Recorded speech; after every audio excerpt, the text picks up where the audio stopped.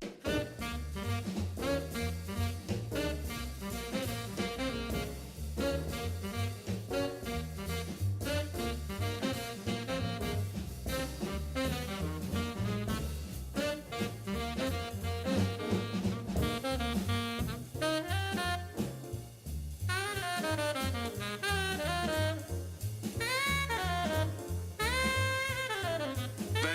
evening to everybody. The Department of Economics and Statistics and all the University of Siena are very pleased today to welcome you to this third lecture in the memory of Frank Hahn, held today by the Nobel laureate in economics, Professor Joseph Stiglitz from Columbia University, New York.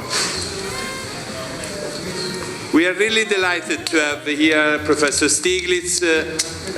Beside his outstanding, I must say, profile, he has also a solid connection with Professor Hahn.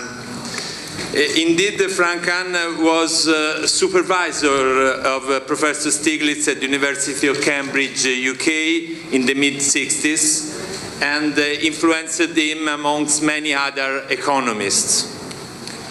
In one of his articles in a book in honor of Frank Hahn, Professor Stiglitz remembers that, I'm quoting, he followed Frank first in focusing on the consequence of incomplete markets and later in focusing on the consequence of imperfect and costly information.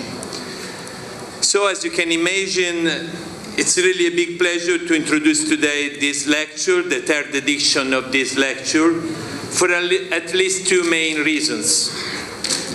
On the one hand, because it's more than an honor to introduce the lecture Inequality and Growth in the Knowledge Society, a crucial topic in the nowadays debate. I would like to thank once again Professor Stiglitz to have accepted our invitation to hold the lecture in the memory of Frank. Here I would like only to briefly recall, considering also that other speakers following me, the enormous impact that Joseph Stiglitz's work has had on public policy and more in general on the public debate still now. Joseph Stiglitz received the 2001 Nobel Prize in Economics, jointly with George Akerlof and Michael Spence, for their analysis of markets with asymmetric information. His curriculum is really outstanding, and I have no time to recall the huge list of publications. However, let me say two words, because I would like to emphasize that Professor Stiglitz was one of the first who analyzed critically the effects of globalization, particularly in his 2002 book. And he recently published a book, The Euro, reflecting more generally on the future of Europe. On the other hand, it's a big pleasure to be here today to remember Frank Hahn, because Frank gave brilliant contribution to the economic theory, and he also had been very important for our department. He directed our PhD programs in economics for many years, and he contributed to intellectual growth of young scholars and to the development of their careers. Indeed, I have memory that he was never too occupied to meet and talk to young scholars and students. When I came in Siena about 15 years ago, I met Frank, and I remember him for his advices, also for his kindness. He was very interested in my field, economic history, and he wanted to know about my research. I also remember the lovely contribution of Dorothy Salter, his wife, to our department. She's an economist too, and she was very proud to take pictures of members of the department, and I remember that the new researchers must fix a meeting with her for this. Dorothy's photos are still in our archive. I would like also to take this chance on this occasion to underline that this year is very important for us because now is 50 years that we have studies in economics and banking in Siena. Finally, I'm very pleased now to give the floor to the coordinator of our PhD program, Professor Ugo Pagano, who properly introduced Professor Stiglitz and the third Hahn Lecture. Thank you.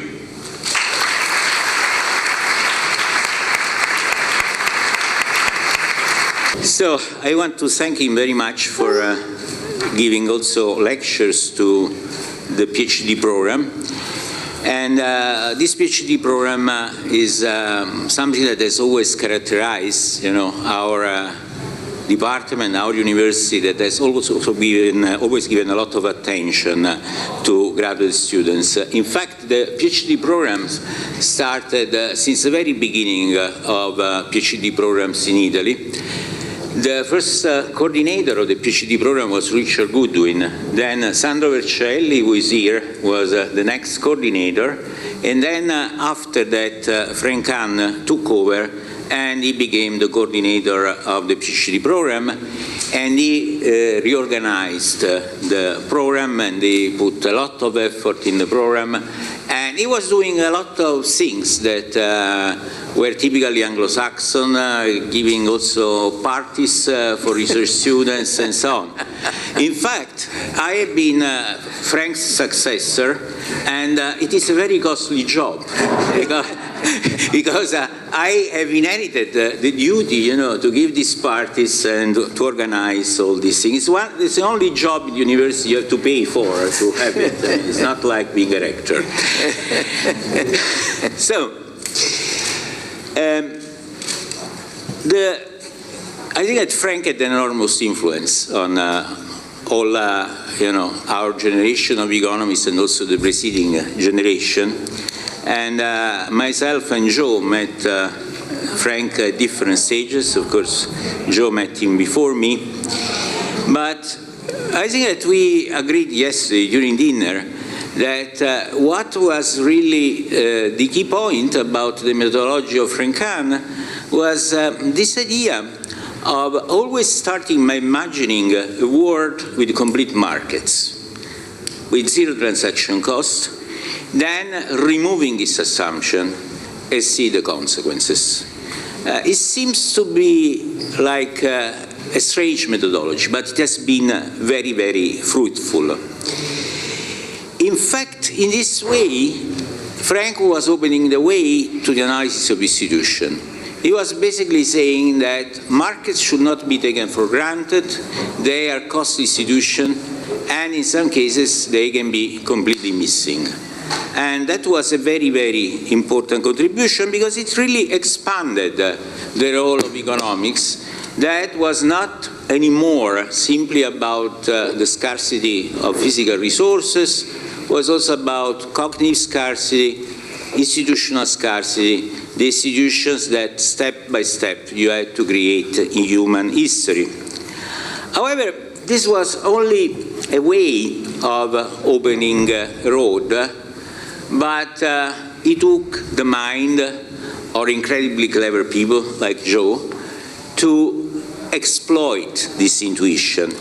But if you look, at the nature of the intuition, there is, I think, a little Frank Hahn contribution there, because, in fact, one of the first, not really the first, but, it was many years ago, contributions by Joe Stiglitz was about efficiency wages, unemployment, and so on.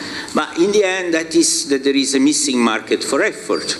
And that is really the reason, why then you get unemployment equilibrium, and so on. There is basically this institutional failure there. And also, if you think of credit rationing, well, credit rationing is really due, again, to the fact that there are no markets for specific quality of borrowers, and for this reason you get credit rationing. So again, there is some form of incomplete markets hypothesis, incomplete information that imply that you get a similar phenomenon. So in this way, from this paradigm of incomplete markets and this abstract general equilibrium that Frank Hahn was building, something new was generated, and indeed a new Keynesian approach was generated, because then you could explain equilibrium unemployment, rate of interest that were not equilibrium, rate of interest, and so on. And clearly, there has been some continuity between Frank and Joe, even if Joe has pushed the frontier so much that you cannot recognize the initial contribution. Well, Frank Hahn was my PhD examiner. I had later on, as Joe was saying, when you were a PhD student, it could be terrifying to meet Frank Hahn. But later on, he became first my colleague when I was appointed at the University of Cambridge, and then my colleague in Siena. We became friends. And so, it happened that I could talk quite a lot with Frank, and also sometimes about Joe. And so I knew, the opinions that Frank had about Joe. By the way, I was talking with Frank about Joe Stiglitz also because I met Joe Stiglitz, in fact, before finishing my PhD thesis, when he was coming often to visit Siena. He was also even my guest, at my house for 3 weeks in Colle di San Marcellino in Gaiola in Chianti in those old times. And I think so. I was invited at Joe's first shift at Columbia University, and Bob Solo said that he knew Joe Stiglitz when he was not yet Joe Stiglitz. I can claim that I knew Joe Stiglitz when he was becoming Joe Stiglitz. And when he was becoming Joe Stiglitz and was spending time in Siena, he was following some rules. One rule that maybe he has now forgotten, is not following anymore, was that before going to bed, you should type 20 pages. I don't know whether you remember that, but you had this rule when you were in Siena. I remember that it was some sort of an effort, of a constraint that you had put on yourself. And you were very much interested in these new electric machines, these Olivetti machines that at that time had come out. And we went together to the Olivetti shop. And you tried, all these machines. And then you found that, and though they were electric, they were far too slow for you. And you tried them. You did not buy any one of them. That was, so, you will see that it requires some effort, to become Joe Stiglitz. It's not something that is cost-free. The second thing that I must say amazed me about Joe, that is one characteristic, and I'm going to talk about it a bit because I think that there is a certain contrast between this characteristic of Joe Stiglitz and then the character of Frank Hahn, was his attitude, towards the economic profession. Joe was telling me that really, in the economic profession, there were a lot of people, and there still are, who were simply interested in solving little problem puzzles and so on. They were not really so much interested in understanding the economy. But, he was a bit upset about it, but not too much. He just said, so I have to formulate my problem in such a way that they become puzzles for the others so that I can spread my ideas. So he had found this way. And this characteristic of Joe, this idea that you find an environment and then you must find the proper way to communicate, is really typical of him. And I was very confirmed in the continuity of the thought of Joe when I was at Columbia for Joe's first shift, And Joe was commenting on a paper by George Akerlof. George Akerlof had a paper where he was using irrational behavior to explain some equilibrium outcomes. And Joe said, well, when we were young, we already knew that this rational behavior did not really exist. But we needed a job, so we went for asymmetric information. That was a much better way to, you know, to reach the profession. Now, you may think that this is a bit of a cynical attitude, you know, that to reach the profession, to communicate, you try to do something. I think it's the opposite. I think that Joe really has always believed in the primacy of ideas and of ideals and good ideas, and the way to convey them, to advance them, on that you can be flexible once you have got in your mind really what you want and what is your analysis of society. So it's, you know, he was using puzzle for economists. He was writing then at a different level for newspaper. He's very effective with the press.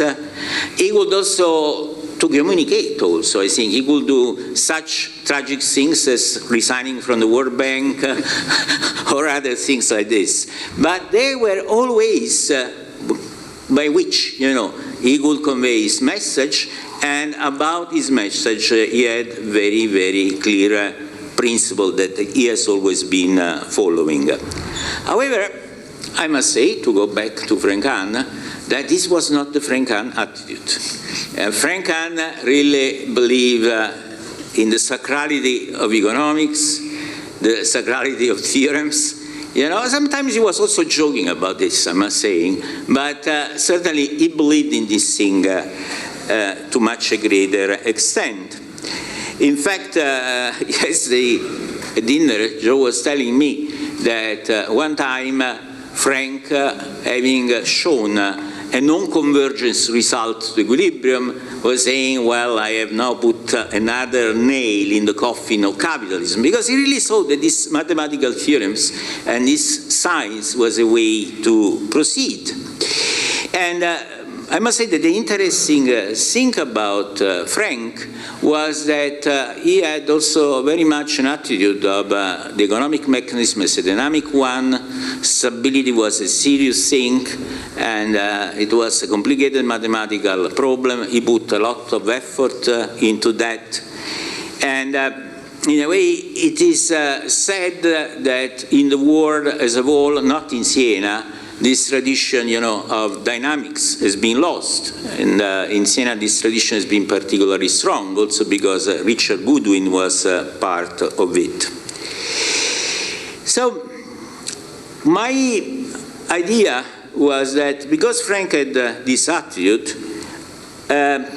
he had enjoyed being Joe's supervisor, but somehow he had also suffered quite a lot. Because he was telling me, well, first of all, he was always telling me, Joe Stiglitz is the best economist of his generation, by far. That was, you know, something that, you know, was very clear to me.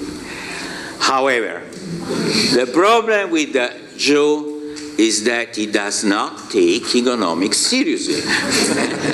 And the other problem that I don't understand how this happens, but he knows the theorem, the assumption, and he can immediately state the correct assumption.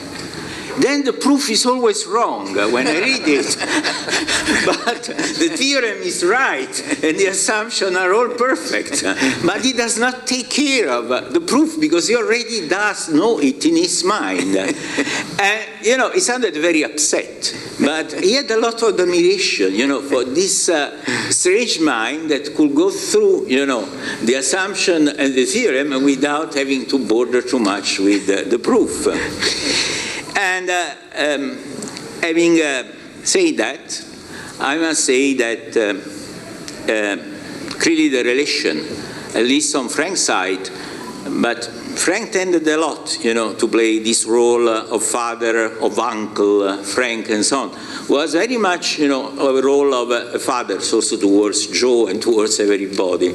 And he certainly for Frank, Joe would have been his preferred son, I think, really the son that he wanted.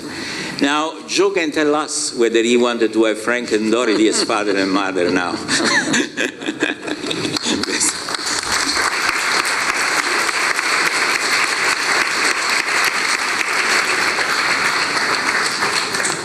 Now I give the floor to our rector, Professor Francesco Frati, for a welcome address to everybody. Thank you, Michelangelo. I am the only non-economist here at this table, and you probably are here to listen to economy. So I will be very quick in saying a few words. And my first words will be of thankfulness.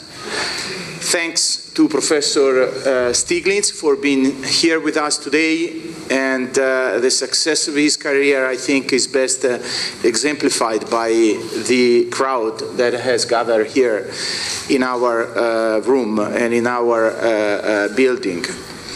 I also wish to thank the department, so brilliantly chaired by Professor Vasta, who spoke earlier. And I also wish to thank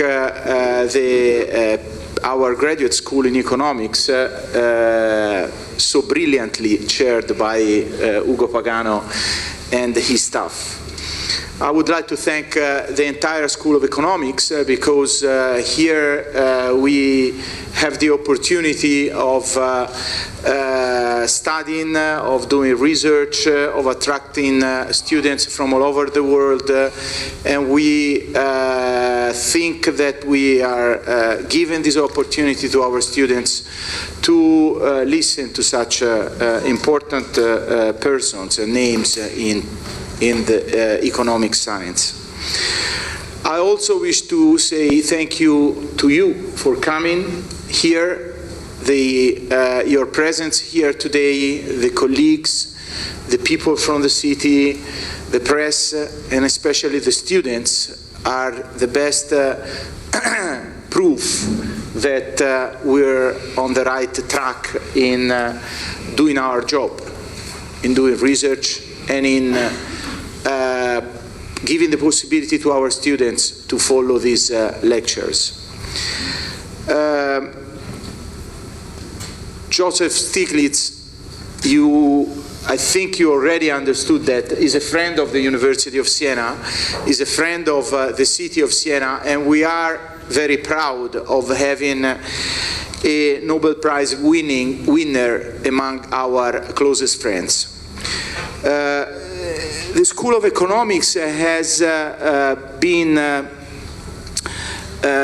able to attract such famous names, such important researchers in the field of economics. Many of them has been already mentioned before, besides Professor Stiglitz, Professor Hahn, Professor Goodwin, Professor Bowles, and many others that have been able to also to raise the quality, the prestige of our School of Economics. And it is a prestige of which we are very, very proud of. And as a rector of this university, I always, when I go around, I always mention our School of Economics as one of the key schools, one of the key departments in our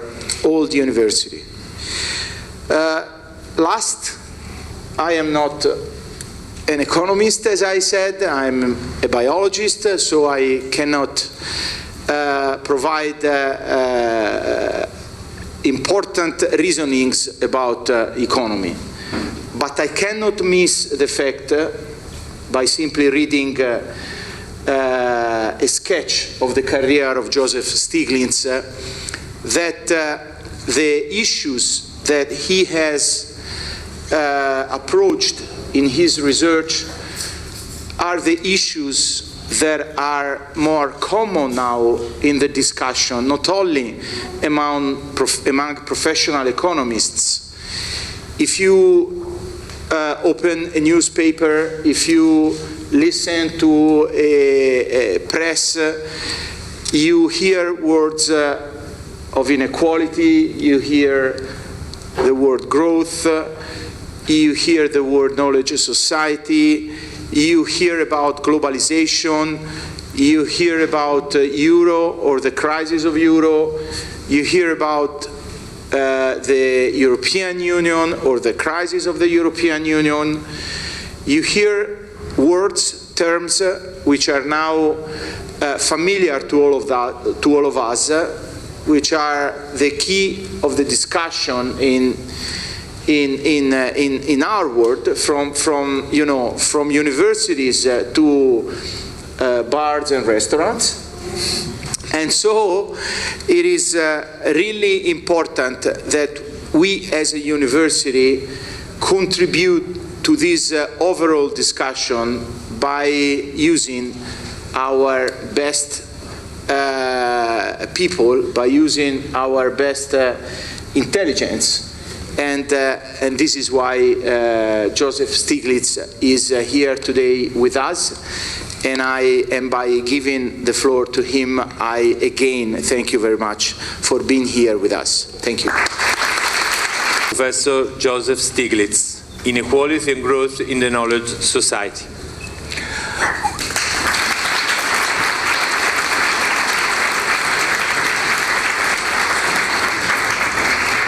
Well, thank all of you for those wonderful introductions. It is a real pleasure to be back here in Siena. The first time I came to Siena was actually 43 years ago, which is probably before many of you were here.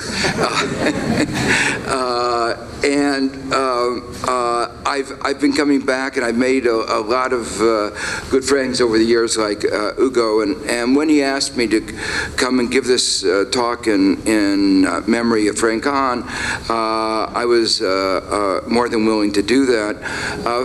As Ugo said, Frank was a very special person to any of us who knew him.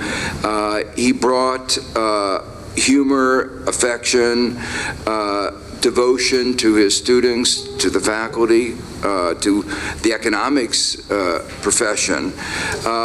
At the same time, he was a very hard taskmaster. And to give you a little bit of a flavor, I went to Cambridge in 1965. I finished my studies for the PhD at MIT, and I was finishing writing up my thesis, and I thought that it would be good if I broke out of the cloistered environment of the United States, and when we were at MIT, we constantly got exposed to Chicago economics and explained what was wrong with those right-wing nuts in Chicago. But there was also a lot of reference to the left-wing economists in Cambridge, England. And Joan Robinson and Nikki Caldor, they were treated with greater respect, but with also a little bit of,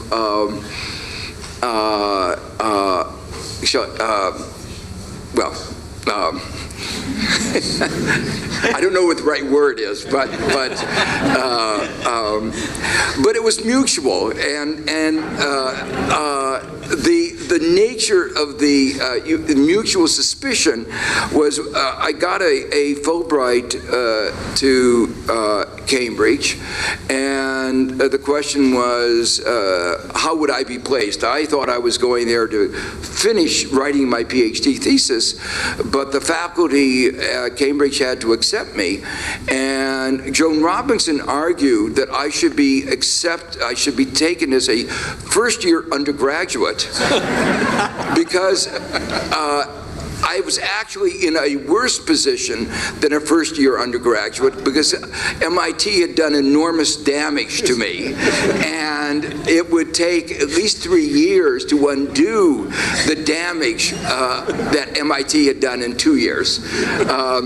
Frank Hahn was one of the people who argued that that would be an act of war, but I had people like James Mead and David Champernoun, who were people who were working on inequality, and that was a subject that I wanted to do my thesis on. I'll come back to why I wanted to do it in a second. I thought I would go and have Joan Robinson as my supervisor because I thought she was sort of the other side. But she was the other side, but in a way that I didn't really appreciate until I got there. She had a lot of interesting ideas, but some of them were, to use American vernacular, were really wacky. So she would say A equals B is not the same as B equals A.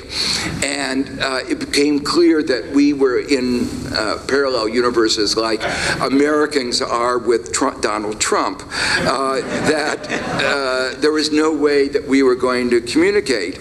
But she was my supervisor, and I don't know if you know, in Cambridge and Oxford, it's not like in most universities where you don't like the teacher, you can hide in the back of the room and nobody will notice.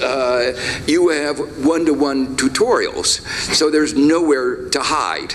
And we met once a week. She would assign a topic to write on, and I would write about it, and she would yell at me and say, "Are you serious about economics?" And I said I thought I was going to try to teach you some economics, and she thought I was an arrogant American, and it didn't go on very well. And Frank Hahn saved me. After 6 weeks, he organized for me to become a fellow at a college. So it saved me in 2 ways. It saved me from her, and it saved me from the food that you eat as an undergraduate at Cambridge. And because as a fellow, you got a different, we went to actually a much higher quality food. I felt bad about this because I was writing about inequality. But I came to view it. It was nice being at the top side of that inequality, but that was not why I had gone to write about this subject. After a couple of weeks with Frank, I turned in a paper. As Ugo said, I was a little bit compulsive in writing a lot, and so I turned in a paper, and Frank's response was the kind of response that he gave to all students, which was, "Why are you bothering me with this rubbish? You should be embarrassed."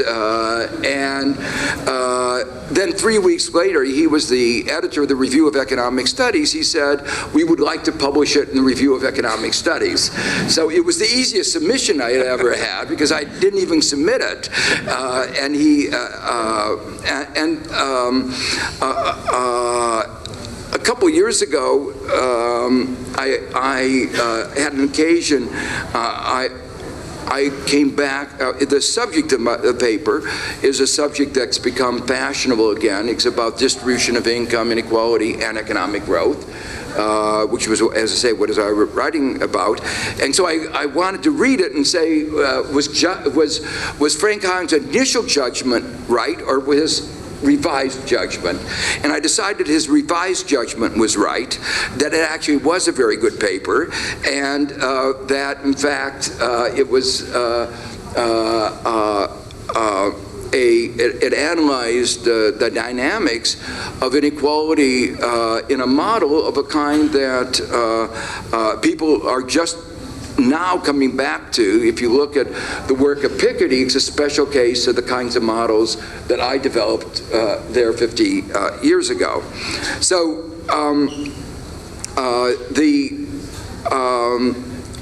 but what Frank really believed was that mathematics was a language.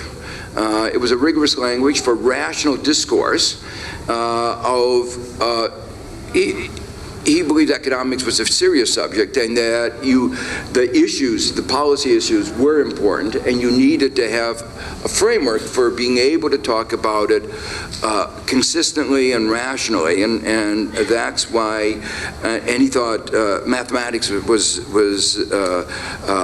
perhaps he thought it was the only language, a little bit too strongly, but that it was a language was very, very, was very clear.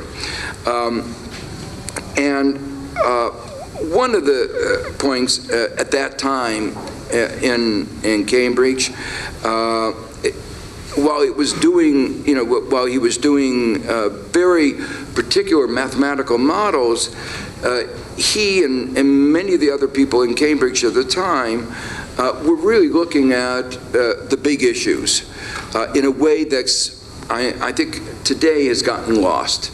And by that I mean the big issues are the organization of our whole society and our whole economy.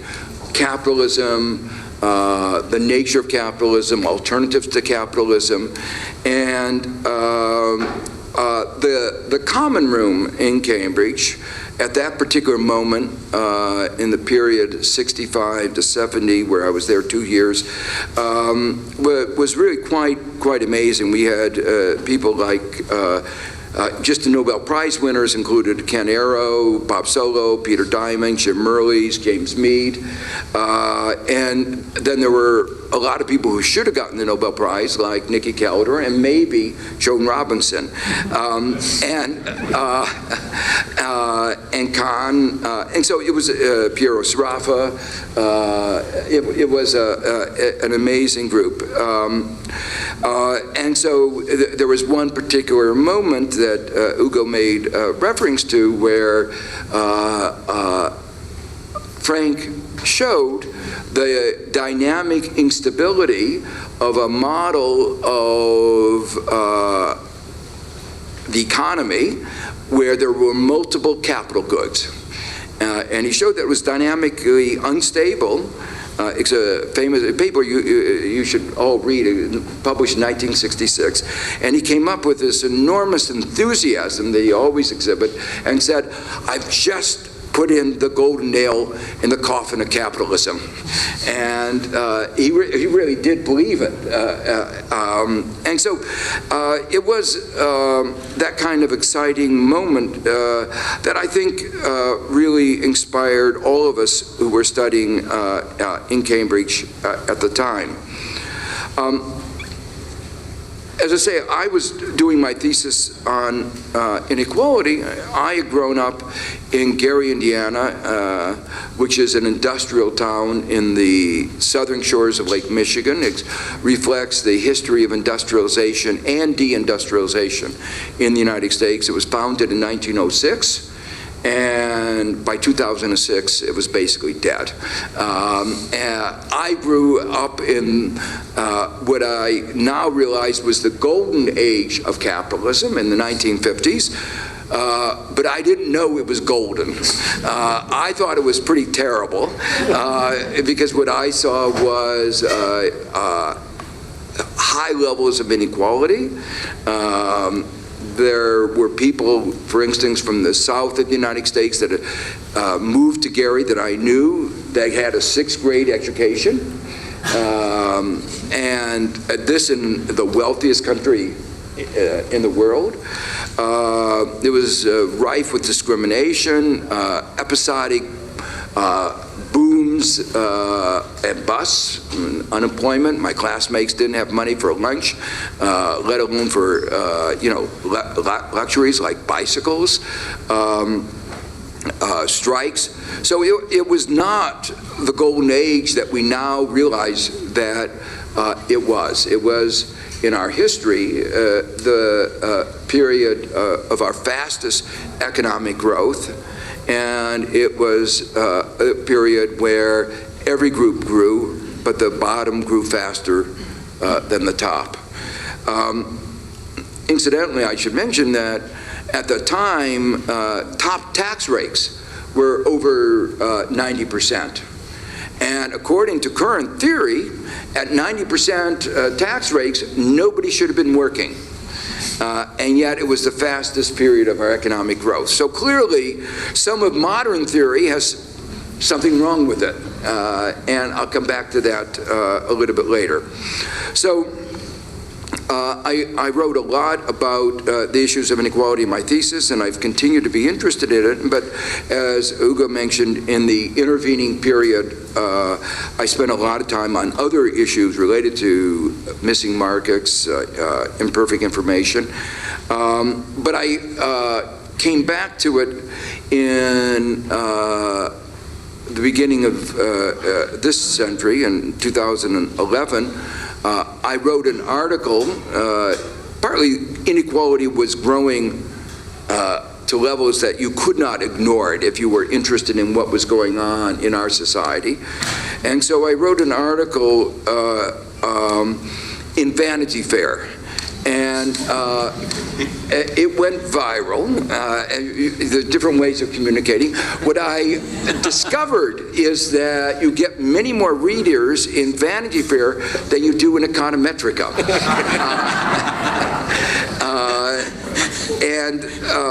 So maybe there's or Review of Economic Studies. Maybe there's a message there. The title of that article in Vanity Fair was Of the 1%, For the 1%, and By the 1%. And those of you know the context, it was a play off of one of our most famous speeches in the United States, Abraham Lincoln at the Gettysburg Address, and the fight over the Civil War, the preservation of the United States, where he was trying to justify this vicious war that, as you know, our President Trump has pointed out that we would not have had that war had Jackson been the president. This is a sort of a joke, an inside joke. The war was fought over slave owners, and Jackson had 150 slaves, so he was not exactly a person who was going to resolve this particular debate, and it shows the enormous historical ignorance of our president. It's an embarrassment to humankind.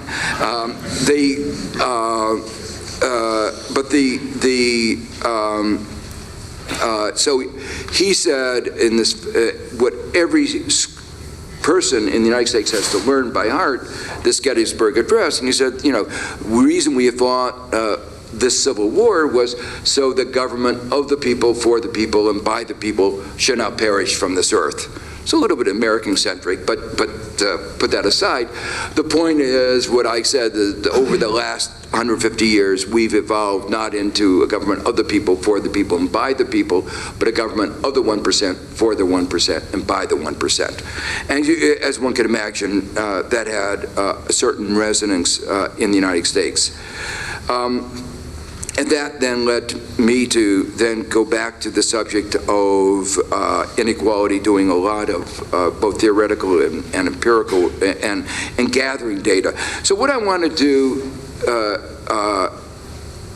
this afternoon is to talk about some of the things that have been happening on inequality, to provide an interpretation of why they've been happening, and that's really a core of what I want to talk about.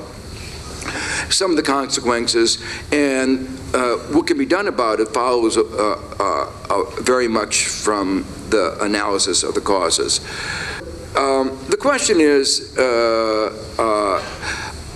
has been this growing inequality within most countries of the world, and is this growth a result of the forces of nature, the basic laws of economics, or the result of the laws of man, what we ourselves are doing? Is it the result of the basic workings of the market, or an inevitable, if unpleasant, side effect? is it the result of how we have structured markets, of how we have changed the rules of the game in our market economy, in some cases undermining the market economy? And is it because we have not done enough to counter the forces of nature, or is it because rather than trying to stand against the tide, we have reinforced the effects of nature, the laws of economics? Well, the central thesis of this lecture is that this growing inequality is largely the result of what we have done. And that's really important, that it's not the laws of economics that are driving the inequality. It's how we've structured the market economy, and more precisely, how we've changed it in the last third of a century. So in that sense, I'm going to argue that inequality has been a choice that not obviously that individuals have made, but in our democracy, a choice that has been made by our political system. And then I'm going to try to argue that what we have done has resulted not only in more inequality, but in lower growth, more instability, and overall poor economic performance. The knowledge economy presents some special challenges, which, if not well managed, could even lead to more inequality. That in knowledge economy, there are good reasons to understand that they will lead to more inequality, and at the same time, this greater inequality in knowledge economy can have even more adverse effects. So let me begin with a brief description of what has been happening. Describing inequality is describing a probability distribution, and as all of you know, you can't describe a probability distribution with a single number. Even though the single number that is typically used actually is, as you know, is a Italian contribution to economic science, the Gini coefficient. But that number, while it has some merits, doesn't really capture adequately what's going on. So what I'm going to try to describe is going on is more money at the top, more people in poverty, and the evisceration of the middle. That is to say, the middle is not doing very well, and more people are in the extremes, say outside plus or minus half of the median income. I'm going to talk a lot about the United States. The reason is I know the data better. The data is better. The data has been collected better. But most importantly, the United States does things better than other countries, bigger than other countries, and we've created more inequality than any other country. So I say, if you want to see where other countries are going, just look at the United States, and you have a roadmap for the future, unless you do something about it. Some of the data that I'm going to point out show that Italy is actually up there as one of the most unequal, and understanding why Italy is such an exception is an interesting question. I don't view my understanding of Italy enough to understand really why it is where it is in within the advanced countries. But what is clear, other countries that have been following the U.S. model, like the UK, are getting results very much like the United States. So the most important is more money at the top and less at the bottom. And when I say the bottom, what I mean is the bottom 90%.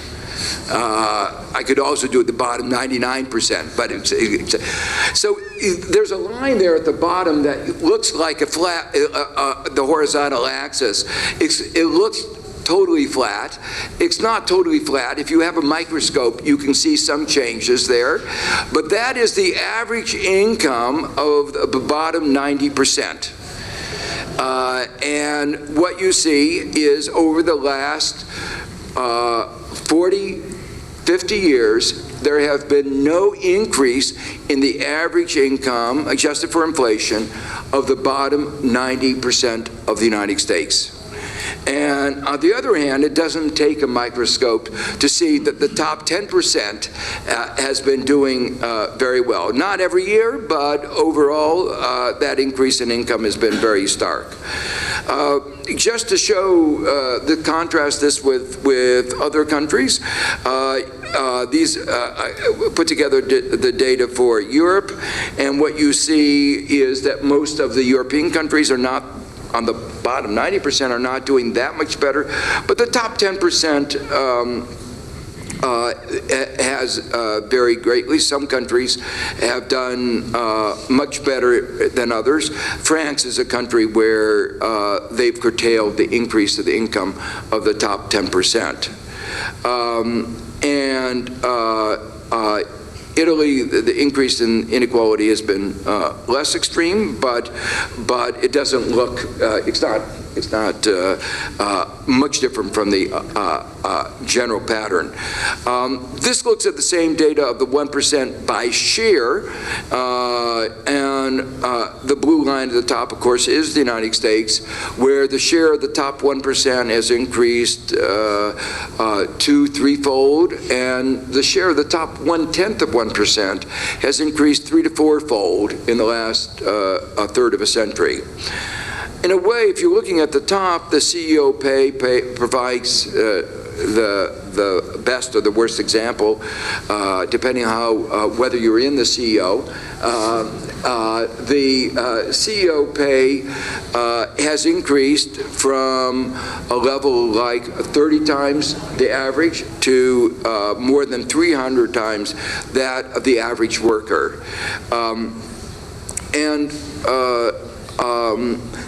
It's not because over the last several decades they've gotten that much more efficient, except in one dimension. They've gotten better at being able to take money from the corporation for themselves. There is a little sad story here. Because they've taken so much, they haven't done investing, and that means the companies haven't done very well, so they have to fire workers, and it's very hard to fire workers. It's painful, so they have to compensate themselves for firing the workers. So it's a hard job when you're a CEO and you have to fire so many people so that you can pay yourself so much. But this is the vicious circle that American CEOs are in.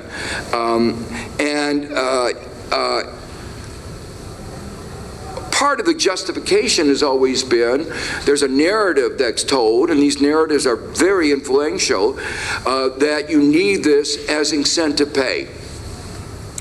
Well, I was very interested in this, and more than 35 years ago, I analyzed in models of principal agent, or models of how would you design good incentive pay. Incentive pays that provided high marginal incentives with low risk taking. So if you were a board and trying to design a good incentive pay system, what would it look like? And the answer is it looks nothing like the CEO pay that any of our companies provide. Basically, they're telling a lie. And it's been a very effective lie to take money out of corporations. One example illustrates this, and I think it's important to understand that because it tells a lot of the story of the growth of inequality. You ask, I know this is a sensitive subject in Italy, but airlines, CEO compensation,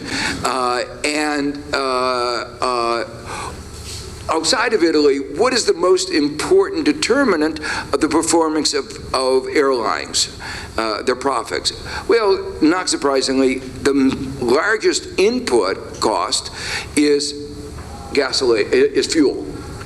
And when the price of gasoline goes from $120 to $30 a gallon, their profits go up. But is it, when the profits go up, is it because of the efforts of the CEO? They haven't done anything to lead to the decrease in the price of gasoline, but yet they got compensated as if they were the source. You could correct this easily, and I described in some of my papers how you could design good incentive schemes. When I talked to CEOs, they were distinctly uninterested in these advances that I thought this was really interesting work that I had done. They really were not interested in my explaining to them how to design good incentive. They wanted a story that allowed them to get higher pay. Probably the single event that, this is very important because the standard explanation of inequality, particularly inequality at the top, has been a theory of marginal productivity, a theory of just desserts, that people at the top get more because of their social marginal contribution. And what's done more to undermine that theory has been the global financial crisis, because you look what happened in 2008, the bankers who brought the global economy to the brink of ruin, their social marginal contribution was unambiguously very, very negative. Their contribution to their own firm was very negative. They brought their enterprises to the brink of ruin. And yet they walked off with bonuses in the millions, tens of millions, hundreds of millions of dollars. It was very clear that there was no connection between their compensation and social contribution. Well, the other justification of all this was an idea called Trickle-Down Economics. Don't worry about what is going to the top. That's what one of our presidential candidates, Mitt Romney, once called the politics of envy. What you want to know is what's happening to all of society, and they put forward an idea called trickle-down economics, that the money to the top benefits everybody in society. And so what I say is, I wish trickle-down economics were true, because if it were true, the average in the United States would be doing very well. But you saw those numbers I gave before, and they showed basically the average income at the bottom 90% has not changed. And trickle-down economics has not been working. And another way of looking at it is looking at median income, which today is lower than it was 17 years ago. Median income looks at obviously an average over all households. More telling is looking at particular demographic groups. And if you looked at the election in this year, some of you may have seen some of the primary debates, and in those primary debates you saw a lot of angry white males, middle-aged males, and question, what was going on? Well, this graph shows you why there was such anger. The median income of a full-time male worker, and remember, many of these, getting a full-time job is really hard for people in their 40s and 50s. So this exaggerates how well they're doing. Those who have a full-time job, their median income is lower than it was 40 years ago. So when you've been told every generation is going to do better than the last, and for 2 generations now it's been going down, there is a real sense of frustration, a sense that the system is rigged, the system is unfair, something is wrong. They've been working hard, at least they believe they've been working hard, they played by the rules, but the system has not been delivering for them. The pictures in Europe are a little better, but not much better. Median household income in Italy has been going down. These are all adjusted for inflation. At the bottom, though, as I said, things are much worse. At the bottom in the United States, real wages, hourly compensation, real wages at the bottom are at the same level that they were 60 years ago. When I give this kind of talk in China, they can't believe it.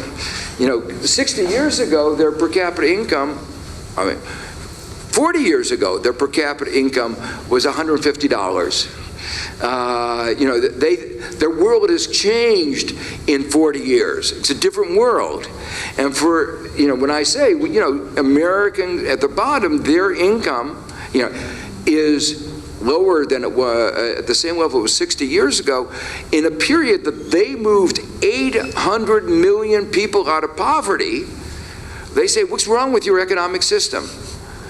And the fact is, increasingly, that Americans are coming to the view that an economic system that doesn't deliver for a very large fraction of the population is obviously an economic system that is not working. Trying to understand why it's not working is really the core of the issue, but these data should make you convinced that it's not working. Well, there are multiple aspects of this inequality. When I was chief economist of the World Bank, we did a survey of 10,000 people who were in poverty, and we wanted to know what were the aspects of poverty that were most eviscerating, most harmful to them. Obviously, lack of income was one of them. But the two other things that they talk a lot about, everybody talked about, was insecurity. They faced a kind of vulnerability of precariousness. But the other thing was lack of voice. The fact is that they didn't have any say of the things that were affecting them. And that really, really was a concern. And that is really a problem in the United States today and in many other advanced countries, which is why the voter turnout is so low. And the last election illustrates that. Trump got fewer votes than who won, got fewer votes than Romney, who lost in the previous election. In some of our congressional elections, we have a voter turnout, the youth voter turnout in some of our elections is comparable to our youth unemployment rate. When it was at a peak, 20% was the voter turnout of the young people. And obviously, why is that? These are people who you would have thought had the most at risk of making sure the system was working for them. But they've become convinced that our democracy doesn't work. Access to justice is another important aspect. The United States has 5% of the world's population, 25% of the world's prison population. 1 out of 4 of people in prison are in the United States, and it's overwhelming African American, a real example of lack of access to justice. And mass evictions in the last crisis, where we threw out people who didn't even owe money. The banks could sign a statement, or more accurately, we had robo-signers who were signing statements saying that the banks, that these individuals owed money when they didn't, and they would be thrown out of their homes, and without really any recourse. Wealth inequality is greater than income inequality. I tell my students there is one really important decision that you can make in your life, and if you make that decision wrong, things are over. And that decision is choosing the right parents. And I'm going to describe 8 Americans who made the right decision. They're from 2 families. And so they worked hard to choose wealthy parents and inherited their money, so they didn't actually do anything. And those are 2 from the Walton families, the Walmart, famous for their gender discrimination, bad labor relations, and in the case of Mexico, a massive corruption. And the Koch brothers, who are famous for intervening and trying to make sure that the United States exceeds China in air pollution. So far, we slipped into second. We are number one in carbon dioxide per capita, but China having more capita outweighs the United States. But Koch brothers are working very hard to make sure that we reassert our number one position. Well, these 8 people have as much wealth as the bottom 44% of America, for 150 million Americans, which is in part testimony to how much wealth there is at the top, but also how little wealth at the bottom. And I'll give it in a few minutes some numbers at the global level, which are even more devastating. Not surprisingly, when you have a society that is that divided and that is that materialistic, it's not easy to be poor. And it imposes a lot of stress, and the United States is the only country, advanced country, that doesn't recognize access to health care. I should make one exception. The Troika also does not recognize the right of access to health care, and is doing a very effective job at destroying healthcare systems in Spain and Greece, and putting them into a developing country status.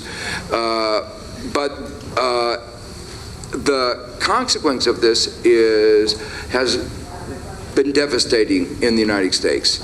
And these are some study results by Ann Case and Angus Deaton. Angus Deaton got the Nobel Prize in 2015.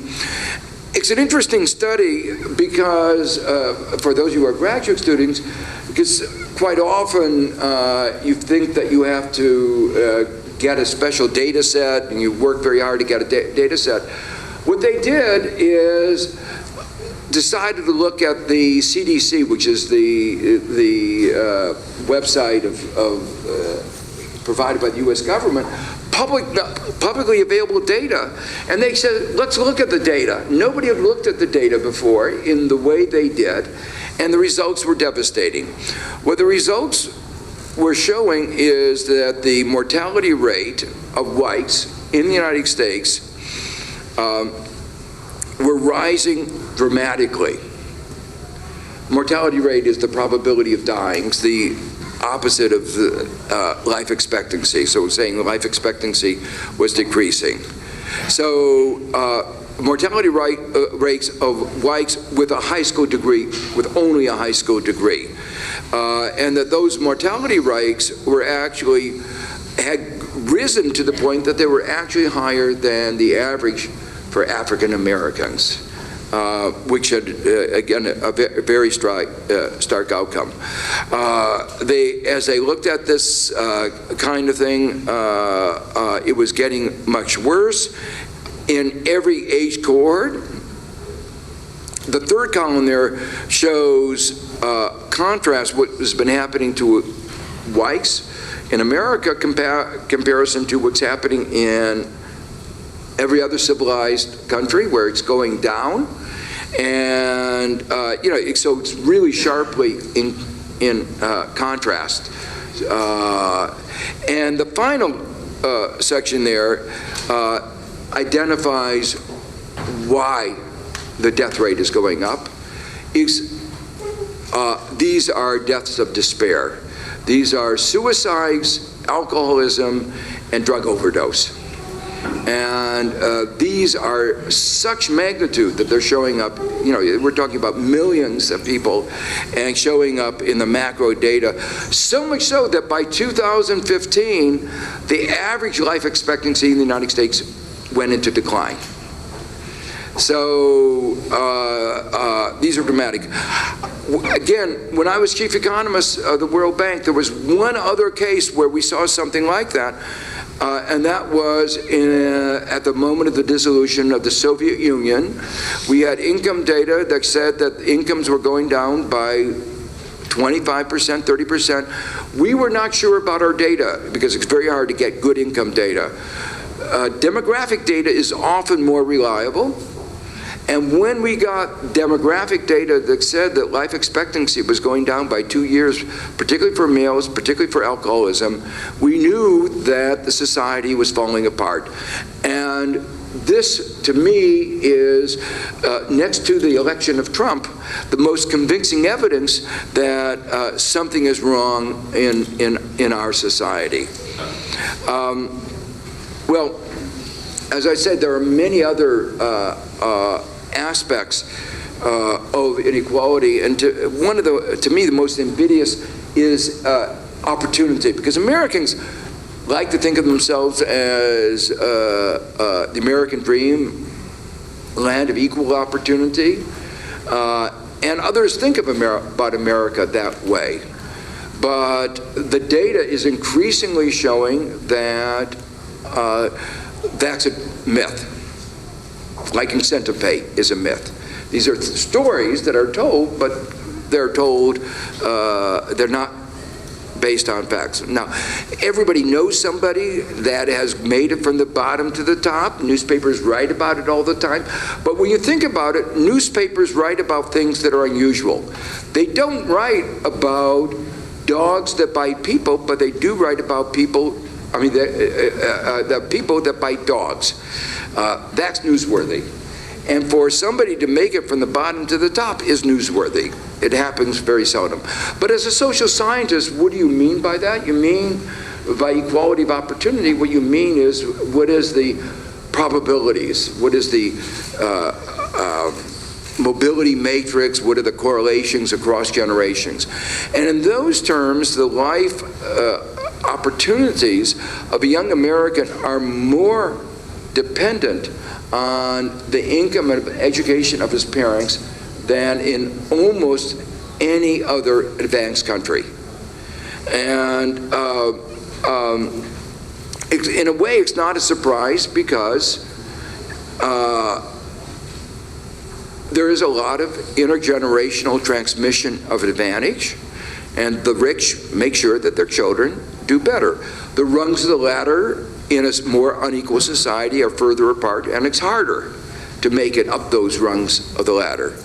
So this is a graph that was done by Miles Korek, who's done some of the best work in this area. And on the horizontal axis is income inequality, measured in the usual way, the Gini coefficient. And on the vertical axis is a measure of generational earnings elasticity, a correlation between parent and the children. And what you see there is two things. There are a group of countries that have a lot of equality, the Scandinavian countries. And those are countries with the highest equality of opportunity. At the other extreme, you have the countries with the highest levels of inequality, United Kingdom and the United States, and the lowest level of equality of opportunity. And there is one other country up there in that corner, which is Italy, which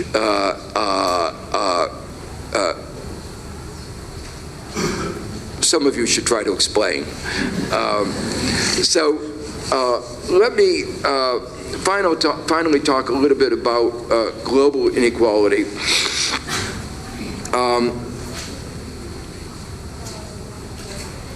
What the chart that I just showed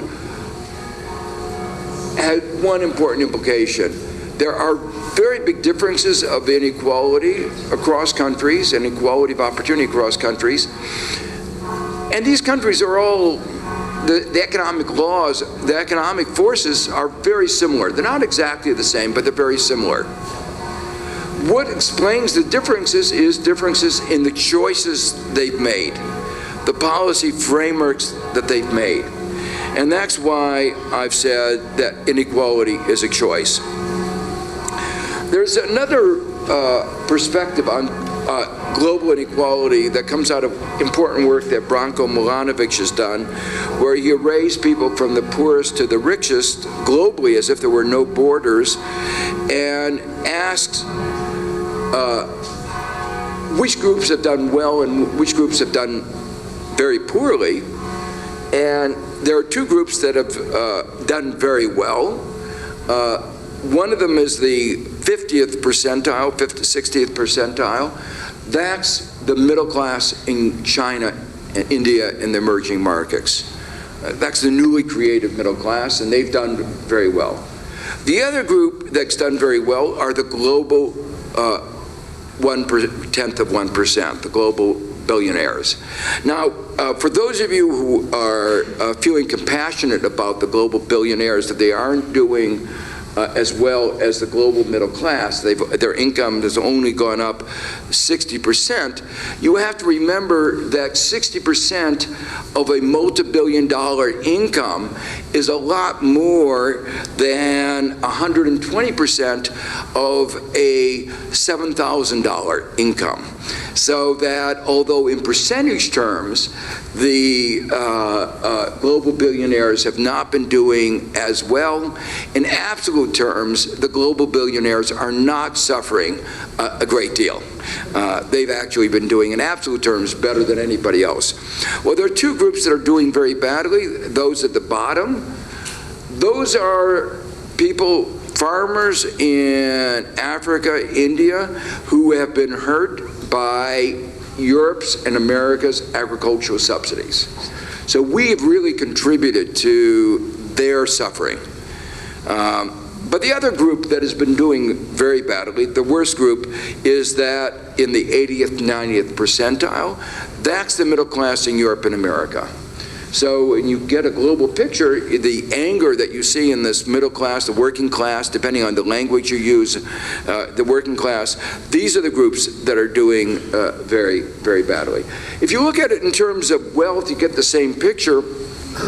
Every year at Davos, the Oxfam comes out with a very powerful report where they describe a bus that has as much wealth as the bottom 3.5 billion people. And when they first did this study in 2014, the size of the bus was 85. 85 people had as much wealth as the bottom 3.5 billion. About half of them were at that meeting in Davos. By 2017, the world had gotten so much more efficient in creating inequality that it took only a minivan of 8 men to have as much wealth as the bottom 3.5 billion people. Really a striking number. Well, that leads is the basis of what I'm going to talk about very quickly in the next part of my talk, changes in our understanding of inequality and analysis of the causes. There are 4 things in terms of the changes of our understanding that I wanted to just list. One is trickle-down economics doesn't work. Secondly, large differences in outcomes and opportunities among banks' countries implies that it is not a result of inexorable economic forces, but of the choices countries have made. The third, I haven't been able to show, but was the whole point of my book called The Price of Inequality, that economies with less inequality and less inequality of opportunity perform better.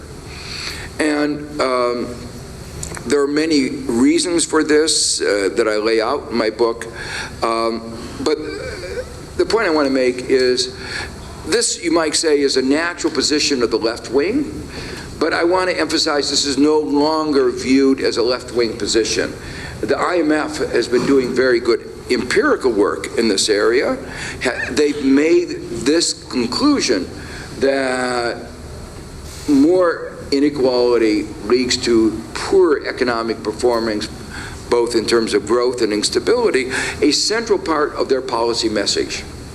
And for those of you who don't know, the IMF, the International Monetary Fund, is not a left-wing organization. And the evidence for them was so compelling that they've made this important part of their message. The final point is Kuznick's law.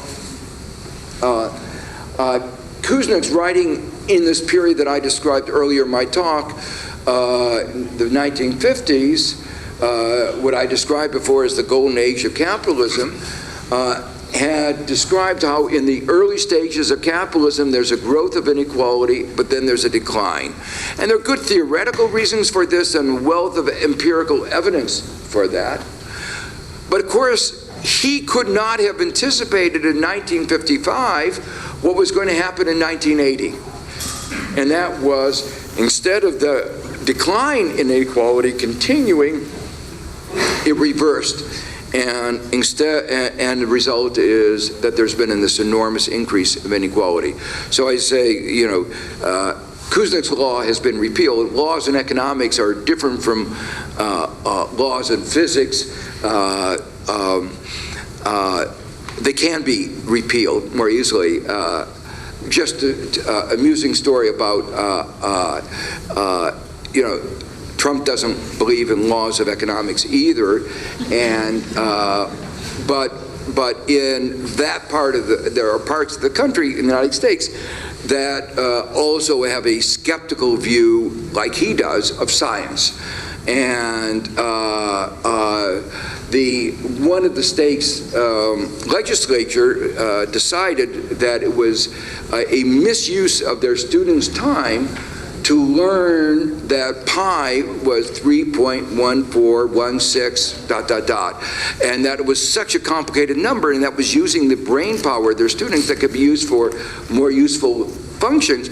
And so the state legislature passed a law that pi would only be 3.14.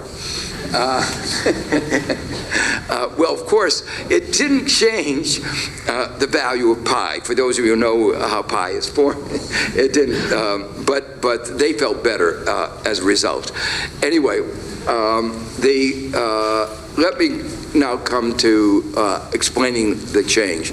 The key question is, why has this, what we thought of Kuznick's law that would decline inequality, why has that been reversed? What's happened? And there are a couple of alternative explanations, and I'll put them in a couple of different ways. One is that the period after World War II was an unusual period. It was a period of people that fought together, a period of enormous solidarity.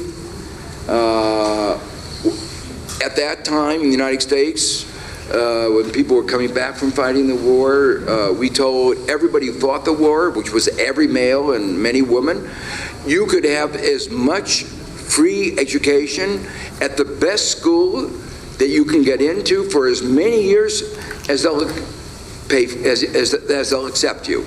So you could, if Harvard will keep you in school for 15 years, the U.S. government would pay that tuition. Today, 70 years later, America is a much richer country. But when Obama proposed that we would provide 2 years free college education in our poorest schools, our community colleges, which are least expensive, the conclusion was we couldn't afford it. Now, obviously, we could afford it. It was a matter of choice. But so the view was that after the World War II, there was a sense of solidarity that this was important. So one argument is that something happened to social cohesion. The other view is, and this is sort of Piketty's view, that 30 years after the war, capitalism returned to a normal state. And the normal state of capitalism is growing inequality. And that's what we are experiencing today. The other view, which is the view that I have, is that actually what happened after 1980 was not the natural workings of capitalism, but a perversion of the market economy. That what happened was that the right wing in the United States and in many other countries, in UK rewrote the rules of the market economy in ways that led to a more poorly performing market economy and a more unequal society. So the argument, the markets don't exist in a vacuum, they have to be structured. And the way we structured them is through our legal system. And the way we restructured them led to this greater and greater inequality. So I'll try to explain, I won't be able to do it completely, why I strongly believe in the second theory. But another way of looking at this is in terms of the two standard models. One standard model, the one that is basically taught, is the competitive model. Then that says that factors get paid their marginal product. Therefore, if we want to understand changes in inequality, we have to understand changes in ownership of assets and changes in factor prices. And understanding these underlying driving forces leads us to an understanding of the growth of inequality. Piketty's model is an example because he has an analysis of an increase in ownership of wealth, and that drives what's going on. There are many critiques of that model, which I can't go into, but the most telling is it really doesn't explain the following graph. And that is what has happened to the relationship between hourly compensation and productivity. That in the period, the decades after World War II, productivity and hourly compensation increased in tandem. And this is a pattern you see in most countries around the world. And then suddenly, in the mid-70s, beginning of the 80s, productivity continues to grow, not much difference, but compensation doesn't grow. And there wasn't a sudden change in technology. There wasn't a sudden change in factor supplies. It wasn't like there's a black plague or a destruction of the war that destroyed capital stock. There wasn't anything that can explain what is in this. It was really, what explains this is changes in the rules of the economy. And you get exactly the same kind of pattern in Europe. So there are a whole set of objections to the competitive theory, a whole set of reasons why, for instance, Piketty's theory does not provide a good explanation, having to do with the market failures, the missing markets that Ugo mentioned in the beginning. But many of these failures can be grouped around things like market power, discrimination, rank seeking. So these theories say that among the consequences of the changes in the rules of the game that occurred a third of a century ago were changes that led to an increasing importance of rents. And these include weakening bargaining power of unions, weakened enforcement of antitrust laws, changes in globalization and technology that made it, should have led to reenactment of certain antitrust laws or a redesign of the antitrust laws, but instead that we allow them to get weaker, greater urbanization and globalization.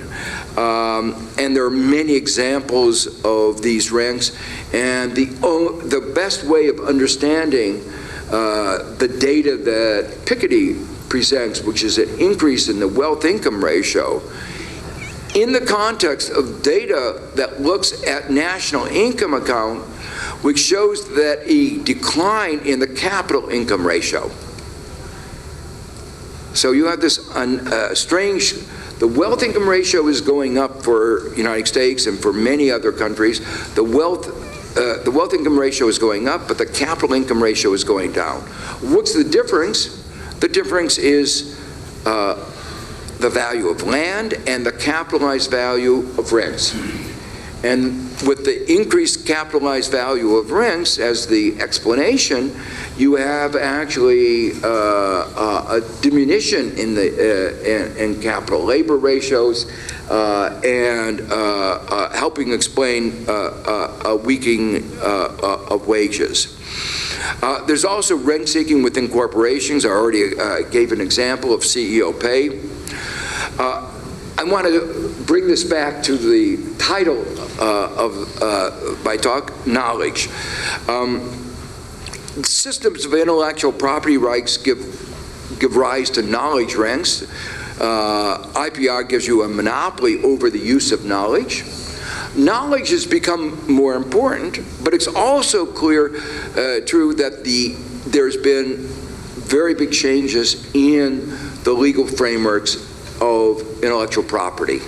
And the consequence of those two interacting is that knowledge ranks have become much more important. And knowledge ranks then amplify market power. And you see that very dramatically in the case of, say, Microsoft. They had a little bit of a knowledge rent, a little bit, but they amplified that into massive market power.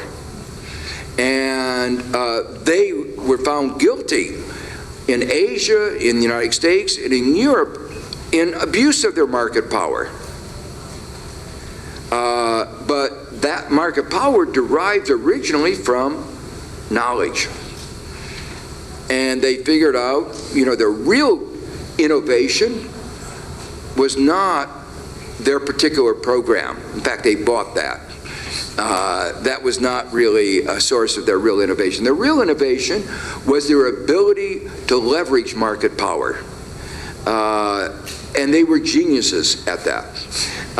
So the ability to exploit market power was an innovation, but was an innovation that led to a less efficient economy, a less productive economy, but more rents that went to Microsoft. So that is an example of how you can wind up with more rents and a less productive economy. Let me just give one example. I know I should end this quickly, but one example that I think is really important. We had a controlled experiment in a way in the United States that I was personally involved in. And the question is, what can be patented? It's not obvious. We take, this really illustrates that our legal frameworks are man-made, social constructions. And what is intellectual property? What can be patented? And you may have thought that you owned your own genes. But in the United States, the patent office decided, no, that was not true. And they gave a patent to a company in Utah called Myriad that there was a global effort to decode the human genome, and centered in Cambridge, and that was on target to decode the whole genome. And they realized that if they rushed they could get a patent on some important genes, and if they could get a patent on some important genes, they could make a lot of money. And the particular genes that they got a patent on were called the Brat genes. If women have these two Brat genes, the probability of getting breast cancer is more than is 70% or more.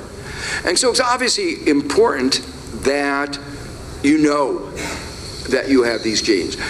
And they had a monopoly. They used that monopoly to say if you want to be tested, you had to pay them several $1,000s. The cost of the test was very little, but it was very profitable.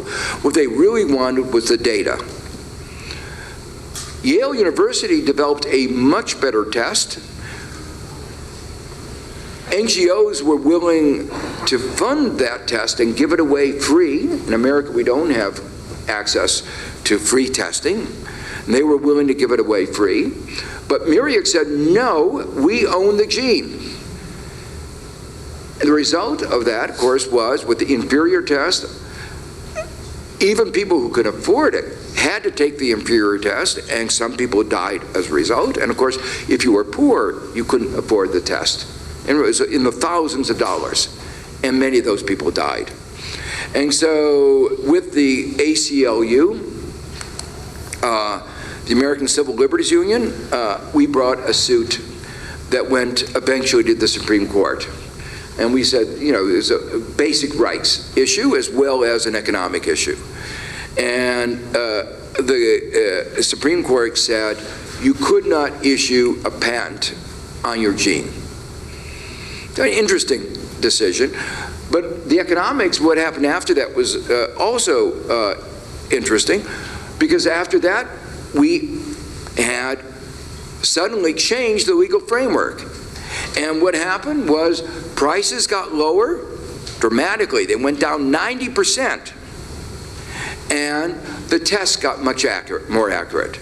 So we had a test on how intellectual property has stifled innovation and obviously caused a great deal of harm. Well, there are multiple reasons why innovation is reduced by intellectual property rights. The importance of this can't be overemphasized because knowledge is at the core of of our increases in standards of living and increases in life expectancy. And if we have an intellectual property regime that stifles innovation, it will obviously have large consequences.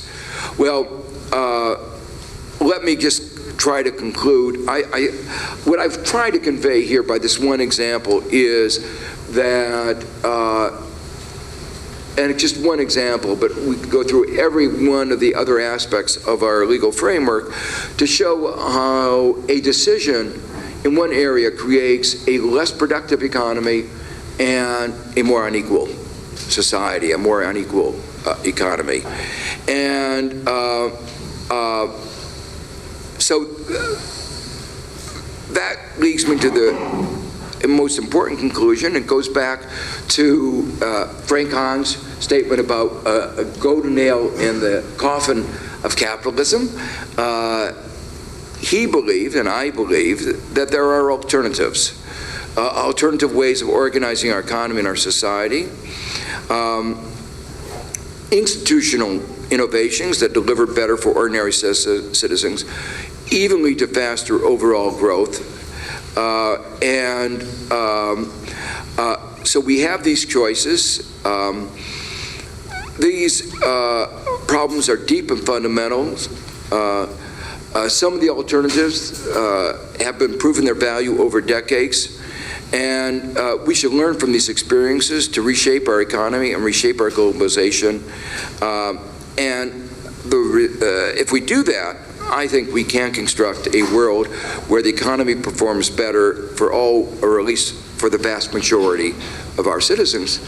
And that brings me back again to Frank Hahn, who really did believe that economics was an important tool for reasoning about how to construct a better society.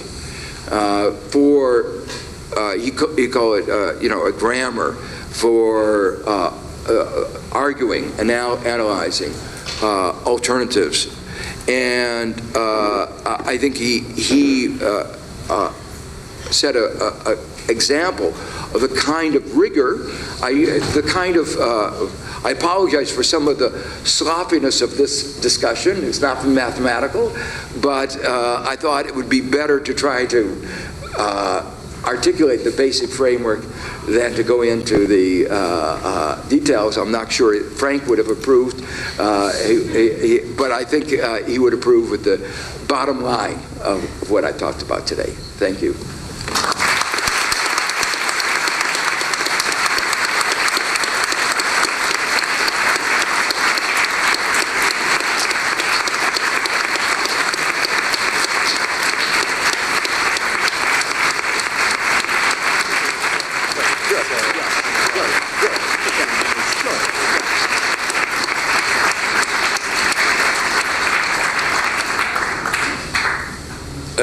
Noi andremo avanti per qualche altro minuto se volete fare delle domande, preferibilmente in inglese al professor Stiglitz. So if you have any questions from the floor. I'm Stefano Bartolini, I'm teaching economics here. Some people say that we enter the phase of low long-term growth. Do you agree with that? And whatever is your answer, I mean, if the secular stagnation exists or not, is it due to the laws of the economy or the laws of man? Good. Yeah, that's a good question. And fundamentally, we can't answer that question because this is almost an epistemological. If we knew about the innovations that we were about to have, we would already know them. So we cannot know about what we were going to discover. So there is no way that we can really answer that. The question relates to a debate that's been going on in the economics profession and it goes on at two different levels. One of them is at the level of innovation, and that is Joel Mokyr is on one side and Bob Gordon on the other. Bob Gordon is a techno-pessimist and says that we all know that Facebook and Google think that this is an age of innovation, but in fact it doesn't show up in our productivity numbers. And Facebook says, well, maybe our measurement is wrong, and undoubtedly our measurement is wrong, but it's not that wrong. Bob Gordon says that electricity and toilets were far more important than social media. And toilets because of health and as a symbol of health standards. I think I think he's right on that, but that doesn't say that there won't be another big innovation going forward, and Joel Mokyr is on the more optimistic side, saying he thinks that there is more likely that there is more bias in the numbers and more optimistic about going forward. But on the issue of secular stagnation, which is somewhat different, and that relates to the slow growth that we've been experiencing recently. That slow growth is a result of a lack of aggregate demand. That is to say, that the economy has been operating below its potential, and if we had stronger global aggregate demand, we would be growing more rapidly. And that pushes back the question, why do we have lack of global aggregate demand? And I think there are several reasons. Growing inequality is one of them. because people at the top consume a smaller fraction of income and those in the bottom, and when you redistribute income towards the top, it leads to lower economic growth. So that's this inequality. When I mentioned before inequality is associated with lower growth, that's one of the reasons. So that is one of the reasons. A second reason is austerity. In many countries around the world, there is unnecessary austerity. And Europe has bought into austerity more than any other region and suffers more than any other region.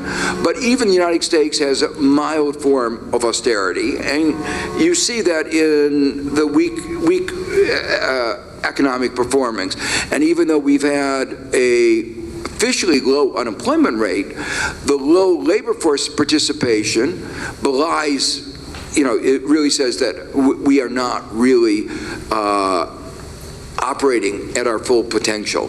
So to me, it is a result of not the laws of nature, but the laws of man. And if they asked me to run our economy, I think we would have the end of this kind of secular stagnation. I'm Alberto Del Mazzo from Siena. How do you explain the fact that in democracies, basically, there are a majority of poor people voting for rich people who are basically against redistribution and taxation? Yeah. This is a bit against the rationality of agency, isn't it? Well, as Ugo mentioned in his introduction, I never really believed the rationality hypothesis. And, it is always interesting that we spend so much of our time in ordinary conversation talking about how everybody that we know is acting irrationally.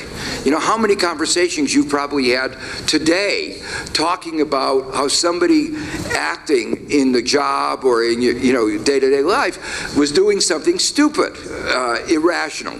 So I think irrationality is pervasive, and one of the advances in economic science over the last 35 years has been behavioral economics, which has documented the many ways in which we act irrationally. But I think it goes beyond that. And in my book, The Price of Inequality, I devoted 2 chapters to precisely this kind of question. I don't know if I fully, answered it. I think it's, but one way of thinking about it is if cigarette companies can persuade people to buy products that kill them, they can persuade the political process to pass regulations that allow them to kill them. So if you can sell poisonous products, you can also sell poisonous ideas. And the Koch brothers have done a fantastic job in this marketing of ideas. So, and this has been brought to the fore in this last 2016 election, where Trump says, we believe in alternative facts. So there is a real problem in the creation of alternative realities going on. And to me, the most dangerous aspect of what has been happening in the United States is the attack against the Enlightenment. The set of values about how we tell the truth, how we can distinguish between what is true and what is not. The ambiguity, the science has uncertainty, but we can also tell what are false statements. And the attempt by Trump to undermine those kinds of distinctions is extraordinarily dangerous for our society, because if we can't tell what is true and what is not true, if we can't tell, we have no way of talking about systems of justice or systems of due process. And so, it's to the point now where in effect you have to relitigate the Enlightenment every day. And I think that's enormously corrosive of our society. Hello, Professor. My question is, what is the future of globalism? I'll repeat the question. It's okay. What is the future of globalism with the French elections on Sunday? If Le Pen even does lose, what does it say that someone like that could get as far as she did? That Trump could win, Brexit could happen, and was 2016 just a hiccup, or is globalism in trouble? Well, yeah, globalization is in trouble, and in part, this is because globalization was oversold or missold. So it goes back to the notion of trickle-down economics, the idea that globalization would increase the size of the pie, and the inference that because you had a larger pie, everybody would benefit. That was the kind of story that was told. Economic science always explained that that was not true. One of the oldest theorems in international trade is the Samuelson-Stopler theorem and the factor price equalization theorem, which said that taking down trade barriers, globalization, would lead to a decrease in wages of unskilled workers, even taking account that goods are more, some goods would be cheaper because you could import them. So the argument was always very clear. It would have massive distribution consequences. Globalization would only be a Pareto improvement if there were redistributions from the winners to the losers. And those redistributions did not occur. In fact, in this period of globalization, the tax system became less progressive. In the United States, it actually became regressive, with taxes at the top lower than those further down. It was argued that because of competition and globalization that it brought, you had to have cutbacks in government spending. That was nonsense. That was a political agenda. But the result of that is not only did they have lower real wages, but they also faced cutbacks in cutbacks in public services that they received. So the way we structured globalization resulted in large fractions of our society being worse off as a result. But this is an example of what I mean by writing the rules of the market economy. None of this was inevitable. You could have restructured globalization. You could have structured globalization in ways that would have made everybody better off. We chose not to do that.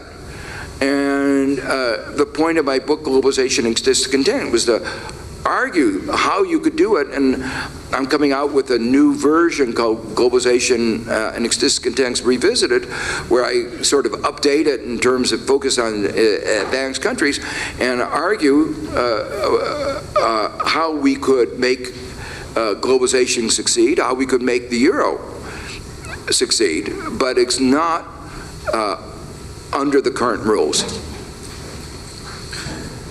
Nicola. I'm Nicola Dimitri. I teach economics here as part of the faculty. I have a simple question, very specific. You started off speaking about inequalities with the main example, which is the pay of the CEO as compared to the average worker. So I always wondered why were shareholders and boards willing to pay these people so much, and I was just curious to know your view on that. Yeah, no, that's a good question, and that is an aspect of corporate governance. Corporate governance are the rules by which corporations make decisions. And those rules basically enable the CEO to appoint the board that then approves the CEO pay. So it is a deeply corrupt system. In the United States, we had a discussion of a couple reforms. One reform was called say and pay. And the idea was that the shareholders should have a direct say in the pay of the CEOs. And you would have thought, if somebody works for you, you should have some say in what they get paid. Well, the CEOs, when we proposed this idea, went crazy. They said this would destroy capitalism. It would destroy capitalism as they knew it. It's understandable why they hated this idea. And they used all their money, and they controlled the CEO, the corporate money, to lobby against it. Another example, and it just goes to something as weak as information. In Dodd-Frank, there was a provision that said that requiring corporations to disclose the ratio of the CEO pay and the top executives to the average worker. Just a disclosure.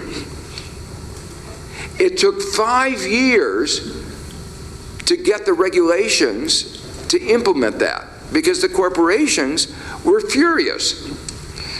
They said, oh, it will confuse our shareholders.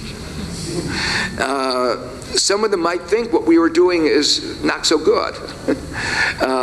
Anyway, these illustrate why it is so difficult. And it's not, to me, it's not only the level, that amount that I talked about, but the structure of the pay. Because the structure of the pay not only did not incentivize them to work hard, it actually created perverse incentives. And I described in my book, I wrote a book called The Roaring 90s, about how these incentive compensation schemes, I had one chapter called Creative Accounting, where I showed it did not lead to more incentives on the part of CEOs except for inventing ways to increase reported profits, not real profits. And they were extraordinarily clever in doing it. And some of them were so clever that they went to prison. But, I always joke that at the business school, we try to teach them how to be clever, but not to go to prison. We don't want our students to be so clever as to go over the line. So we say, how do you maximize, but within the law? My name is Robbie. I'm a master's student of economics here in Siena. And you've spoken about low aggregate demand being a cause for low growth. And you also said that one of the reasons, the government says they don't have enough money to fund free university in the United States for 2 years for the poorest students. I've just started writing my thesis about modern money theory and the potential for maybe a job guarantee or universal basic income to redress this sort of problem, and I was just curious about your thoughts on policies like that. Well, universal basic, the UBI, which is a flat grant to everybody in society, is an idea that is getting increasing attention, particularly interestingly, among the very rich people in Silicon Valley. And I think the reason is they're feeling not so much guilt, but fear. in one of my books, The Great Divide, I describe a dinner party that I was at where there were many of these billionaires, and I get invited as sort of the court gesture, and one of the themes that came out many times during that dinner was remember the guillotine. And it was very clear that this is very much on their minds. If we have too much inequality, we may get a social revolution or somebody like Trump. So these are the kinds, so it's clear that there's a worry. But to me, the UBI is not an adequate solution. And the reason is that even in rich countries like the United States and Switzerland, the magnitude of what one can raise for social redistribution is limited. And so if you divided that amount equally, whether they need it or not, the amount each person gets is not enough to sustain a decent standard of living for somebody who is, say, disabled. So to me, it's more important to have more targeted programs. But programs like that can be an important part of stimulating aggregate demand that would help the economy, strengthen the overall economy. I am a former international relations student. My name is Carlo, and I wanted to ask you about, what do you think about artificial intelligence, and how does it, given the impact it has on industry, how will it affect inequality in the future, and also how do human challenges like climate change fit in your studies on inequality? Okay, so let me just take artificial intelligence.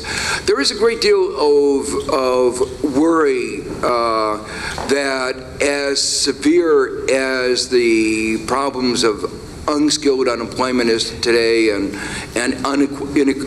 low wages of unskilled workers, they could get much worse.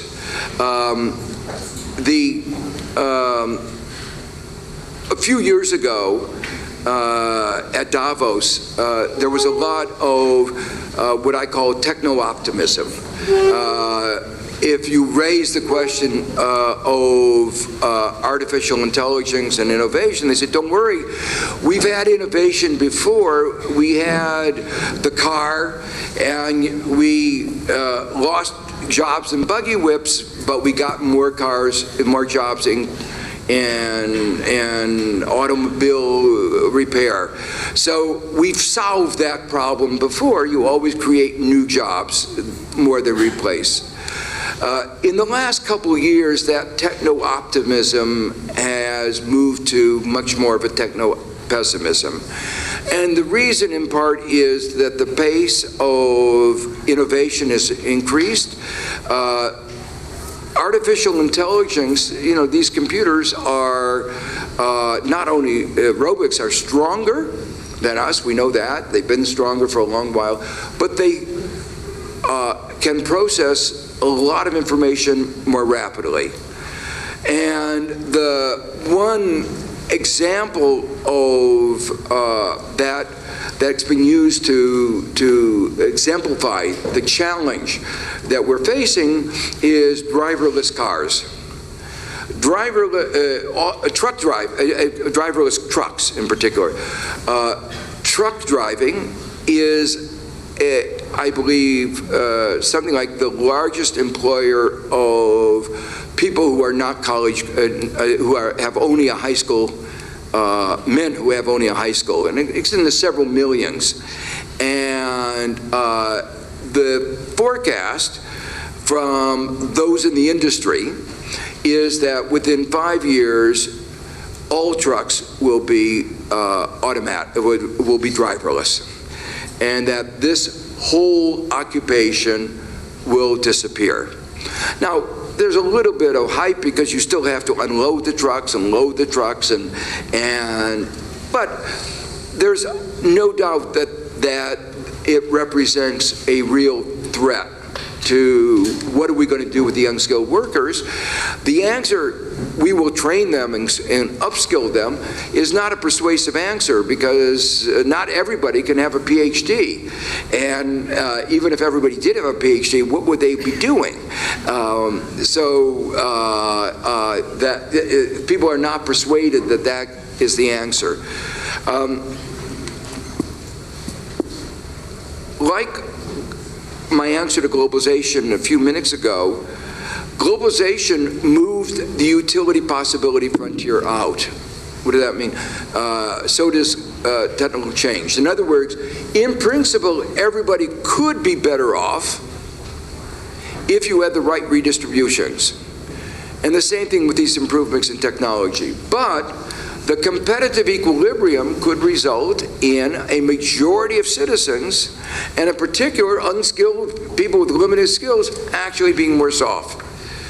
And we've had that happen in the past. For those of you who follow the literature, this is called unskilled labor-saving innovation.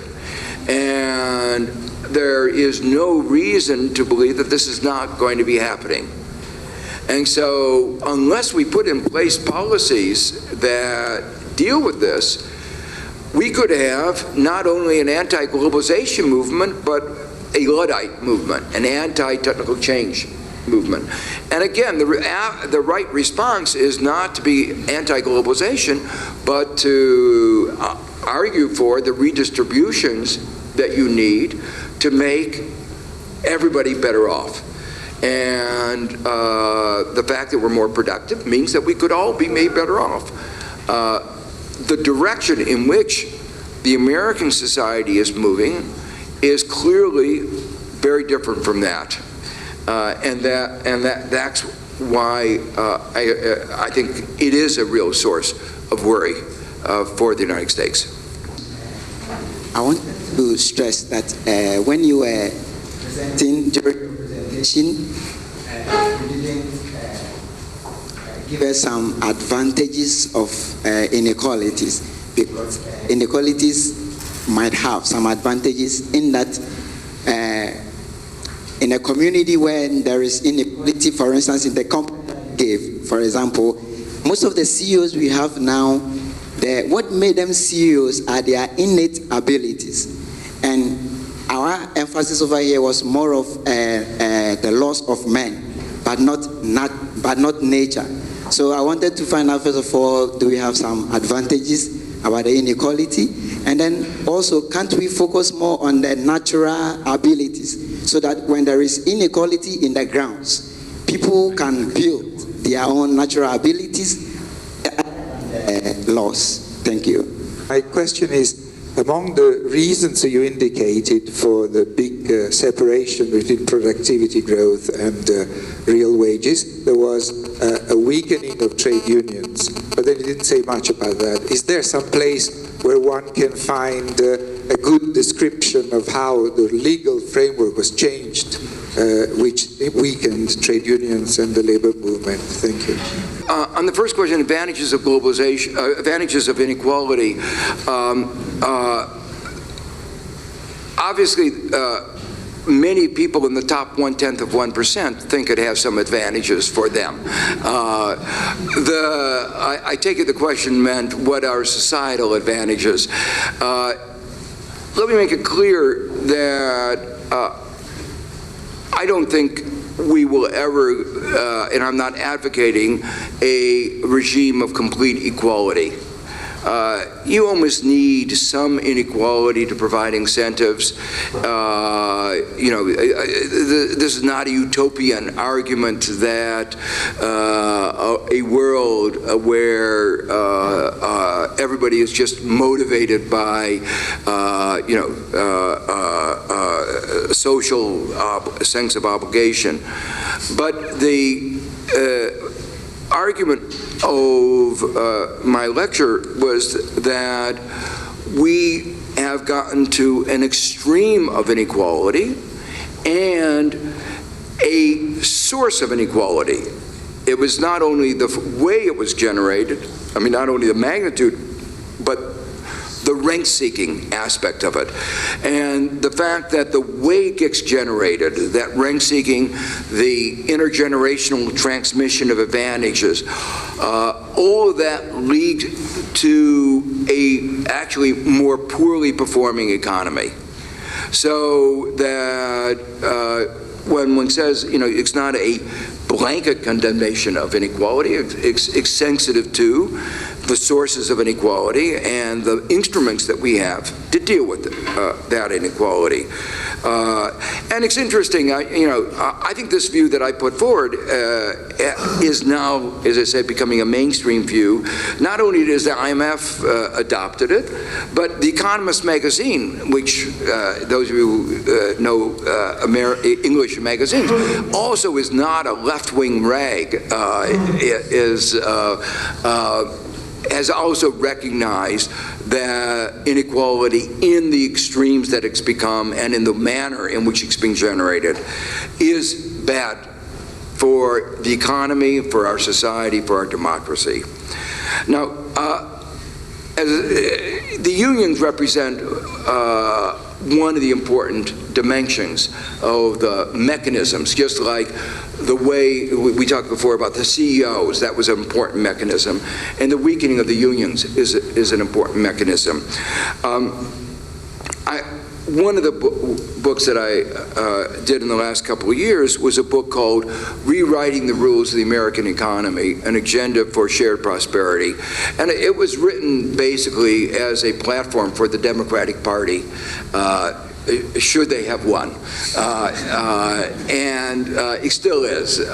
But we go through their all the major ways in which it's changed, and we talk about, for the case of the United States, the ways in which labor legislation changed in ways that weakened unions. There were also economic forces, and when you structure globalization in the way we structure globalization, that also weakened unions, because the corporation could come to the workers and say, we will take the factory away, and the union could do nothing about it. And that meant the union couldn't deliver. So the way we structure globalization undermined the ability of the unions to do what they provide, the kind of protection that unions have traditionally done. So we're doing now a book called Rewriting the Rules of the European Economy, in which one chapter will hopefully deal with the problem of how unions have been weakened. One way has been in the restructuring of the bargaining process in Europe, away from where are the unions very strong? In Scandinavia, where they have nationwide bargaining or sectoral-wide bargaining. But in many countries, they've weakened those kinds of sectoral-wide bargaining, and with a lot more firm or regional-wide bargaining, and that is going to undermine the bargaining power of unions, and that then is part of a vicious circle, because when unions can't deliver as much, there's less support, and they are one of the few voices, that institutions in our society that have been a voice for ordinary workers. And so, and one way of thinking about this, is these are collective action problems. That what we're talking about is how do groups in our society get together and take actions, express voice. I talked about inequality of voice. And the 1% can, the Koch brothers, they don't have to get together with anybody but the Waltons or themselves. They have enough money that they can, by themselves, intervene in a significant way in the political process. A single worker can't. And so for the workers to have voice, there has to be some form of collective action. And the undermining of unions has undermined an important source of collective action, voice on the part of workers on both sides of the Atlantic. Okay, I think we can stop here. We wish to thank Professor Stiglitz for this lecture.